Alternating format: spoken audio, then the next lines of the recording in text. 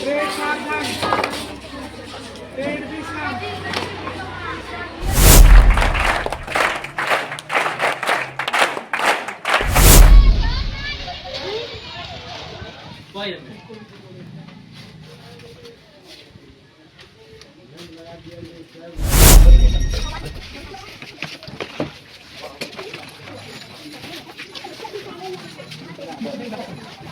स्वास्थ्य अनुदेशक हैं, सरकारी टीचर हैं, लेकिन सरकार की नीति थोड़ा सा हम लोगों के प्रति गड़बड़ है और हम लोगों को मात्र 8,000 में बहाल हुआ और बहुत संघर्ष करने के बाद 3 साल बाद 8 से 16 किया गया।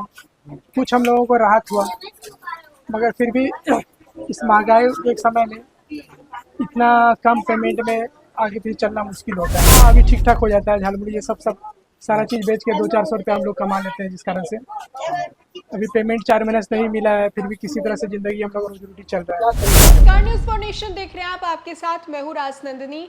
कहा जाता है ना कि जब पढ़ाई लिखाई करने का वक्त दिया जाए तब आप अच्छे से पढ़िए, क्योंकि जब आप सड़क पर चलते होंगे तो आपको बहुत सारे लोग ऐसे दिखाई देते होंगे जो कि मजदूरी करते हैं और शायद वो आपके कंधे पर उस टंगे हुए वस्ते को देख करके, बैग को देख करके ये सोचते होंगे कि शायद इस वक्त हम लोगों ने पढ़ाई कर ली होती तो शायद आज ये नौबत देखने को ना मिलती। मजबूरी का मजाक बिल्कुल नहीं उड़ाना चाहिए, और मजबूरी पेट की हो, परिवार का हो, तब इंसान को क्या कुछ नहीं करना पड़ता है, इस खबर के माध्यम से हम आपको समझाने और बताने की कोशिश करेंगे। एक शिक्षक जो कि अपने परिवार के बोझ को उठाने के लिए क्या कुछ नहीं करता है, एक पिता जो कि बच्चों के चेहरे पर मुस्कान के लिए हर वो नाकामयाब या फिर कामयाब कोशिश करने को तैयार हो जाता है जिसमें उससे ये मालूम होता है कि इसको काफ़ी मेहनत करनी पड़ेगी। एक पिता, एक पति और एक बेटे की ये कहानी हम आपको बिहार के भागलपुर से बताने जा रहे हैं, जहाँ पर वो शिक्षक भी है, वो एक मजदूर पिता भी है और वो दुनिया की नज़रों में एक विक्रेता भी है। अब एक नाम, एक शख्स और रूप और काम अलग अलग। हम आपको ये खबर भागलपुर की बताने जा रहे हैं, जहां पर एक शिक्षक स्कूल में पहले पीटी का काम, यानी कि फिजिकल टेस्ट, यानी कि बच्चों को जो पीटी सिखाया जाता है, जब आप भी बच्चे होंगे तो आपके भी स्कूल में ये पीटी की व्यवस्था होगी।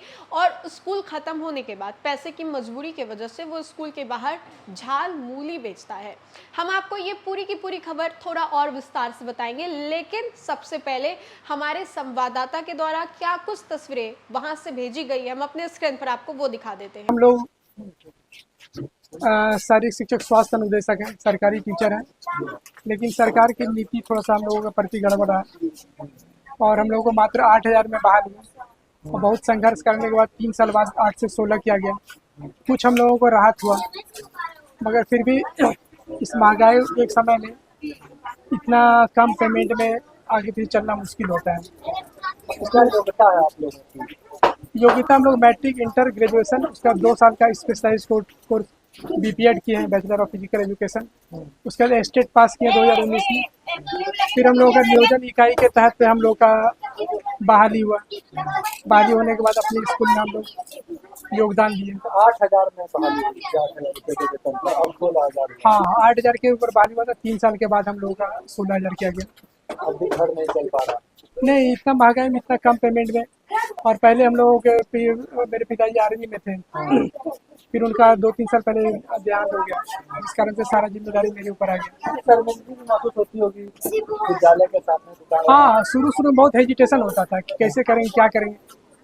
ये अपना स्कूल, अपना विद्यार्थी जिसको पढ़ाएं, फिर उसी को झालमुड़ी बना के खिलाओ। लेकिन फिर मन में आया चलो ये मेहनत का काम है, जब एक जगह बैठे बैठे सब काम हो रहा है बगल में ही, तो यही काम करते हैं। क्योंकि हम लोग तो स्पोर्ट्समैन है, खेल से रिलेटेड काम कर सकते हैं, पर मजदूरी मेहनत तो हम लोग से मुश्किल हो जाता है, उसमें हम लोग टिक नहीं पाते हैं। अभी ठीक ठाक कमाई हो जाती है? हाँ, अभी ठीक ठाक हो जाता है, झालमुड़ी ये सब सारा चीज़ बेच के 200-400 रुपये हम लोग कमा लेते हैं, जिस कारण से अभी पेमेंट 4 महीने से नहीं मिला है, फिर भी किसी तरह से जिंदगी हम लोग रोजी रोटी चल रहा है। क्या चाहिएगा सरकार को? पूर्णकालिक कर देना चाहिए? हाँ, सरकार को तो बिल्कुल हम लोगों को पूर्णकालिक कर देना चाहिए, क्योंकि सारे के सारे योग्य टीचर हैं, सब लोग बीपीएड एमपीएड भी करके हैं, बहुत एनआईएस का भी कोच करके आए हैं। और हम लोग शुरू से खेल से जुड़े हुए हैं। डिस्ट्रिक्ट रूरल भी खेले हैं और इंटर यूनिवर्सिटी भी खेले हैं।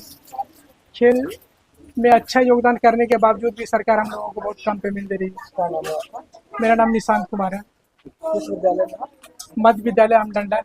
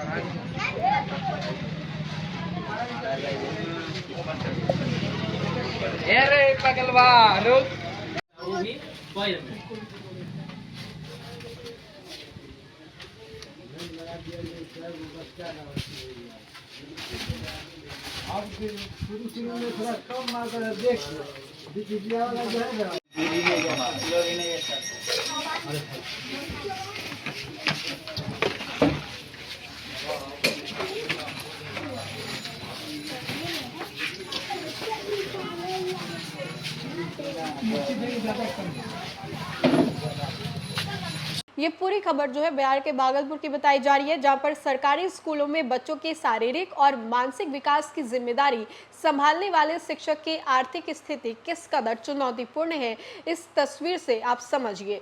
आमडंडा मध्य विद्यालय के कार्यरत शारीरिक शिक्षक एवं स्वास्थ्य अनुदेशक निशांत कुमार स्कूल में बच्चों को पीटी और स्वास्थ्य संबंधी गतिविधि कराने के बाद विद्यालय के बाहर झाल मूली और स्टेशनरी की दुकान लगा करके परिवार का खर्च चलाने को मजबूर है। निशांत के मुताबिक वर्ष 2022 में नियुक्ति के समय उन्हें 8,000 प्रतिमाह मानदेय मिलता था। करीब 3 वर्षों से संघर्ष और प्रदर्शन के बाद उनका ये बढ़ करके 16,000 प्रतिमाह हुआ। उनका ये कहना है कि मौजूदा महंगाई में इस आय से परिवार की जरूरत पूरी करना बहुत ही मुश्किल है। स्कूल के बाहर दुकान रोजाना लगाने के बाद उनको 400 से 500 की अतिरिक्त कमाई हो जाती है। निशांत कुमार ने अपनी ड्यूटी पूरी करने के बाद विद्यालय के बाहर ही झालमुरी और स्टेशनरी की छोटी सी दुकान लगाने का निर्णय लिया। उनके अनुसार दुकान में प्रतिदिन 400 से 500 की अतिरिक्त आमदनी हो जाती है। यही अतिरिक्त आय उनके परिवार के खर्च में सहारा बन रही है। निशांत बताते हैं कि शुरुआत में उन्हें स्कूल के बाहर दुकान लगाने में संकोच और शर्मिंदगी महसूस होती थी, लेकिन परिवार की जरूरतों के सामने उन्होंने इसे मजबूरी के रूप में स्वीकार कर लिया। अब इन बच्चों को ये पीटी भी सिखाते हैं, उन्हीं को ये झालमुरी भी खिलाते हैं। इस कहानी का सबसे भावुक पहलू ये है कि स्कूल में जिन बच्चों को निशांत पीटी कराते हैं, उन्हीं बच्चों को स्कूल के बाहर झालमुरी और अन्य सामान बेचते भी हैं। अब छात्र अपने शिक्षक की मेहनत और इस संघर्ष को लेकर के काफ़ी ज़्यादा भावुक भी हो गए और उनकी ये तस्वीर जो है वो अब सोशल मीडिया पर खूब तेज़ी से वायरल भी हो रही है। अब आपको मालूम होगा कि मजबूरी जो है वो क्या कुछ नहीं कराती है। तो भागलपुर की इस कहानी को लेकर के प्रेरणादायक किस्से को लेकर के आपकी क्या राय है, कमेंट के माध्यम से हमें ज़रूर बताएं। फिलहाल के लिए खबर में इतना ही। खबरों का सिलसिला लगातार जारी रहेगा। तब तक के लिए आप देखते रहें न्यूज़ फॉर नेशन। बहुत बहुत शुक्रिया।